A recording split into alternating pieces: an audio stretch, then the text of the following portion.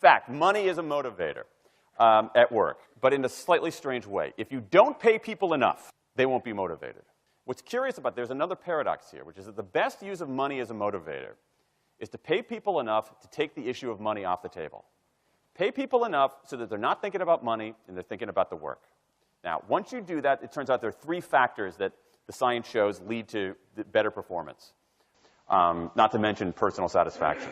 Autonomy, mastery, and purpose. Autonomy is our desire to be self-directed, to direct our own lives. Now, in many ways, traditional notions of management run afoul of that. Management is great if you want compliance, but if you want engagement, which is what we want in the workforce today as people are doing more complicated, sophisticated things, self-direction is better. Let me give you some examples of this, of almost radical forms of self-direction in the workplace that lead to good results. Let's start with this company right here, Atlassian, an Australian company. It's a software company, and they do something really cool. Once a quarter on a Thursday afternoon, they say to their developers, for the next 24 hours, you can work on anything you want.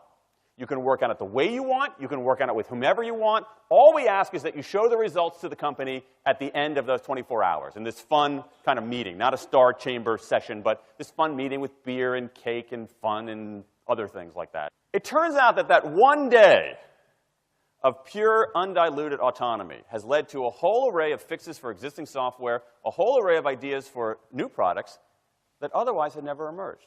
One day. Now, this is not an if-then incentive. This is not the sort of thing that I would have done 3 years ago before I knew this research. I would have said, you want people to be creative and innovative? Give them a frickin' innovation bonus. If you can do something cool, I'll give you $2,500. They're not doing this at all. They're essentially saying, you probably want to do something interesting. Let me just get out of your way. One day of autonomy produces things that had never emerged. Right, let's talk about mastery. Mastery is our urge to get better at stuff. We like to get better at stuff. This is why people play musical instruments on the weekend. You got all these people who are acting in ways that seem irrational economically.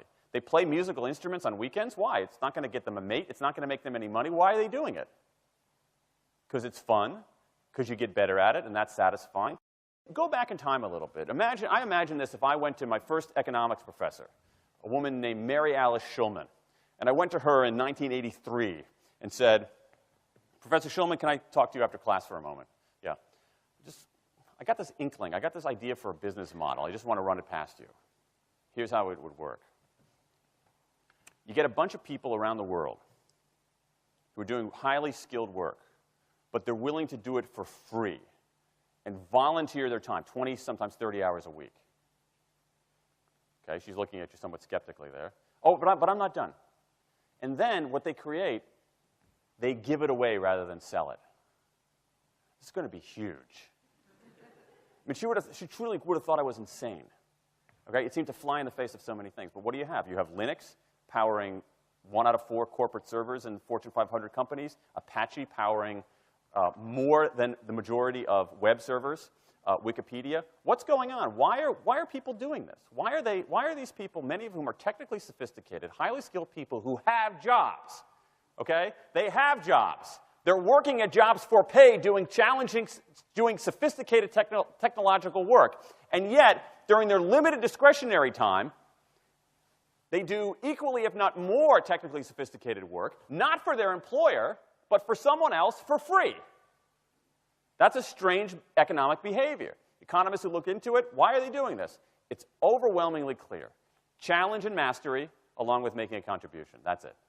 What you see more and more is a rise of what you might call the purpose motive, is that more and more organizations want to have some kind of transcendent purpose, partly because it makes coming to work better, partly because that's the way to get better talent.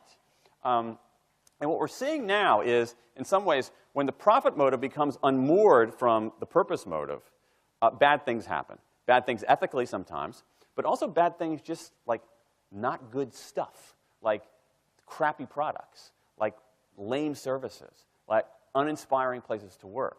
That when the profit motive is paramount, or when it becomes completely unhitched from the purpose motive, it's just, people don't do great things. More and more organizations are realizing this and sort of disturbing the categories between what's profit and what's purpose. And I think that actually heralds something interesting. And I think that the organizations that are flourishing, whether they're profit, for-profit, or somewhere in between, are animated by this purpose motive. Let me give you a couple of examples. Here's the founder of Skype. He says, our goal is to be disruptive, but in the cause of making the world a better place. Pretty good purpose. Here's Steve Jobs. I want to put a ding in the universe. All right? That's the kind of thing that might get you up in the morning and racing to go to work. So I think that, that we are purpose maximizers, not only profit maximizers. I think the science shows that we care about mastery very, very deeply.